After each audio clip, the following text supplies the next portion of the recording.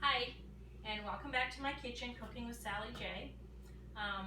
This is kind of an impromptu one this morning because I'm actually in the middle of doing a different video. But we have youth tonight. This is Veterans Day.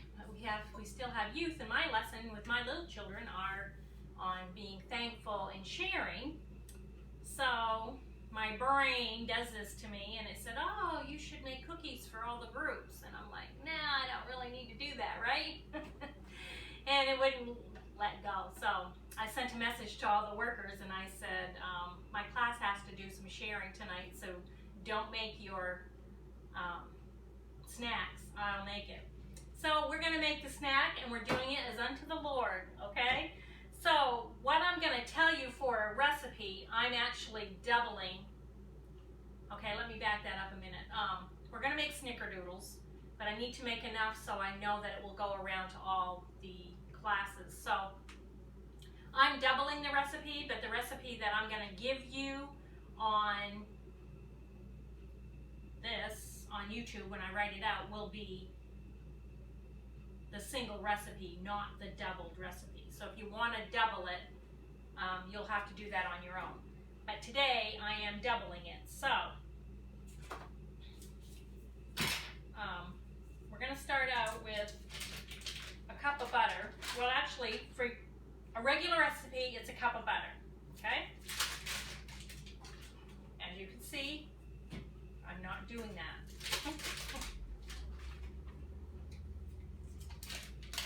Okay. And 4 eggs. No, 2 eggs in the original recipe. Okay, 2 eggs for a regular recipe. I'm going to have myself very confused by the time I'm done. I'm just putting this margarine is room temperature. Use margarine, use butter. It's really your preference. I prefer margarine. That's just me, so I'm going to do what I want to do. Okay. All right, so that's 4 eggs and 2, no. So 1 cup of butter, 2 eggs, and 1.5 cups of sugar. And we're going to beat that all together really good. Maybe.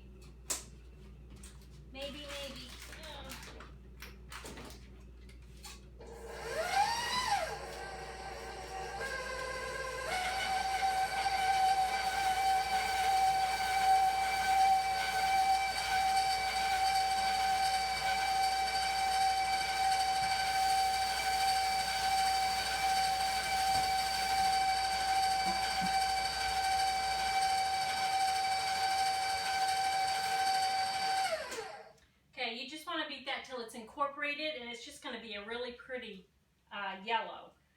And then we're going to add 2.5 cups of flour.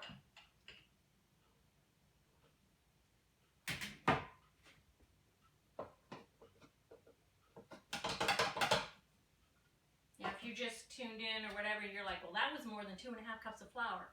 Yes, it was, because I'm doubling my recipe, but I'm telling you the actual recipe. That's what you need to know. 2 teaspoons of cream of tartar, but I never have cream of tartar around, and Bakewell cream works the same way as cream of tartar. So I'm using Bakewell cream, and I will put that in the recipe.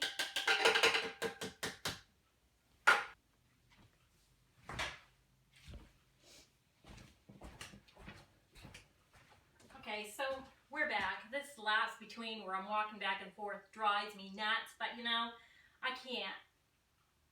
I don't have a clicker, so whatever. I had to stop it and send my husband to the store to get me some more cream of tartar because I didn't have enough.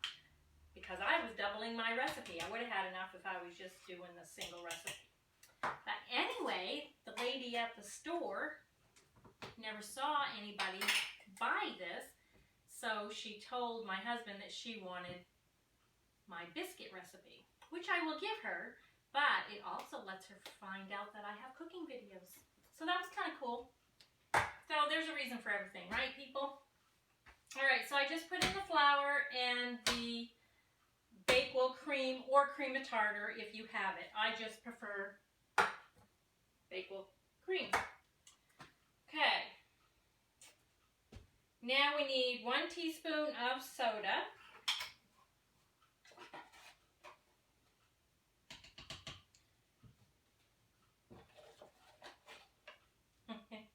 I'm telling you, if these cookies come out, I'm going to be doing good. And 1/4 teaspoon of salt.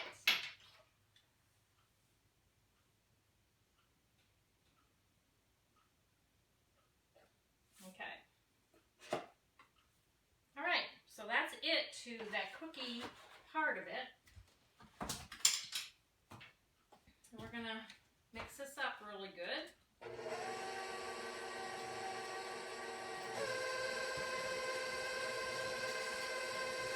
I thought there was vanilla in it, but there's not.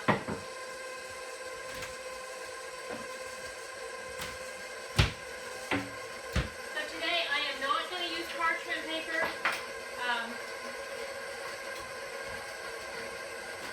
For the simple reason is I don't want to be bothered today with it. So I am going to prepare my pan though. Just lightly spray it with a non-stick spray.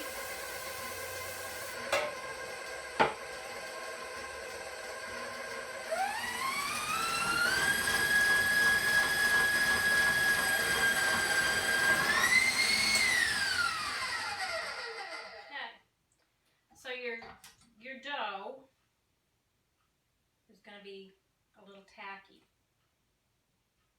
but that's okay. You want it to be.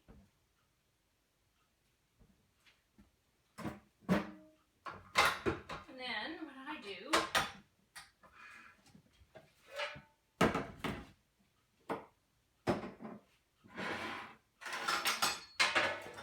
I'm going to get my little cookie thingy.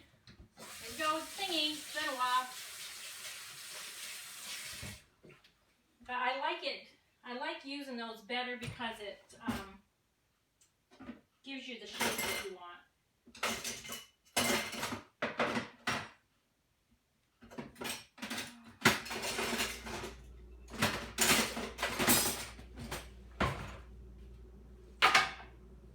I have 2 sizes. I'm not using the big size for these cookies because even though I doubled my recipe, I want to make sure I have enough cookies that go around. But this size heaping makes about a full teaspoon.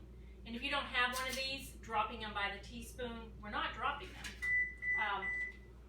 We're going to be rolling them in some cinnamon and sugar. Now, the cinnamon and sugar, the recipe calls for 2 tablespoons of cinnamon and 2 tablespoons of sugar, but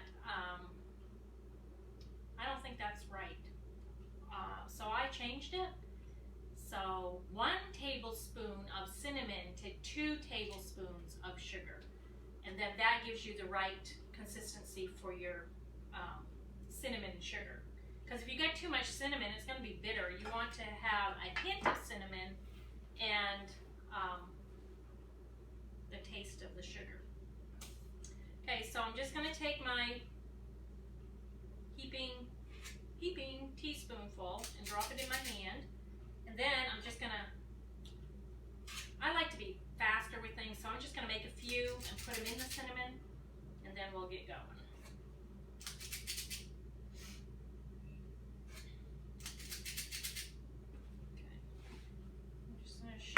You're just going to roll it in the cinnamon and sugar and then just lay it on your pan.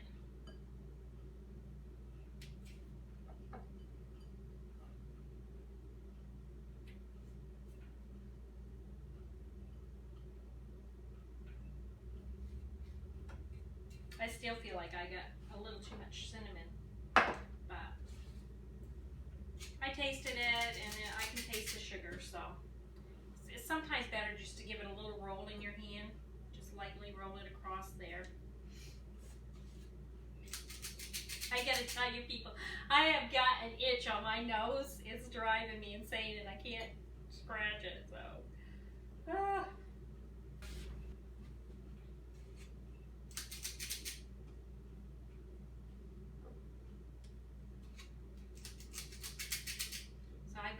enough, my little class has got 11 tiny children in it, preschool to first grade.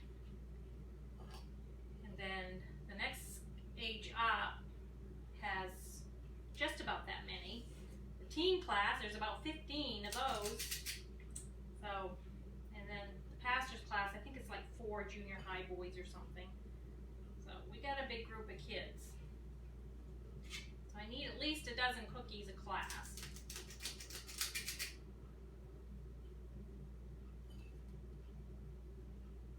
I asked, when Bruce came in the house, I told him, I said, you gotta go to the store, I need some Bakewell real quick. So when he come back, I said, I always bite off more than I can chew, doing 2 videos in one day. And I said, so would you mind grilling the chicken for our meal? And he's like, no, I can do that. So it's November 11th, and it's almost 70 degrees outside. It's beautiful, so why not grill? But you know what? If it was 30 below and I felt stressed, I probably still would ask him to go grill it. It's in the garage, so why not, you know? And he would do it.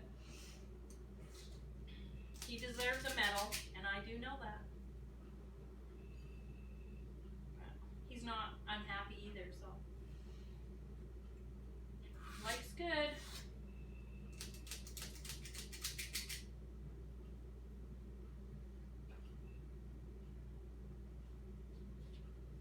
Okay, so you want them probably about 2 fingers widths apart. 1, 2, 3, 4, 5, 6, 7, 8, 9, 10, 11, 12, 13, 14. They don't spread terribly, so.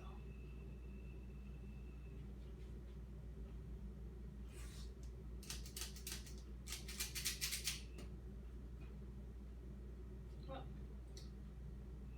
I'm skipping a process here. I don't have my granddaughter today because her mother didn't have to work, and I'm not sure if I have the other 2 or not later. Guess we'll see. So my other video that I'm making is the squash casserole. So if you haven't seen it yet and you would like to, just scoot on, just type in Cooking with Sally J and squash casserole, and you will enjoy that. Okay, so I'm putting these in the oven at 350 for probably 8 to 10 minutes. Okay, I think our cookies are about ready to come out of the oven. So excuse my mess that I'm in the middle of my other video. Yeah, and I always steam up my glasses. So, this is what your cookies should come out like. And they look very good. Now I'm just going to set them to cool maybe about 10 minutes, and then put in another pan. I'll set them on a plate, but I would let them cool definitely for about 10 minutes. So if you've enjoyed this segment of Cooking with Sally J Snickerdoodle cookies, subscribe if you haven't already, and you can also find me on my Facebook page, Cooking with Sally J, and you can find the videos and recipes in completion right there. God bless you. Thank you for watching, and have a wonderful day.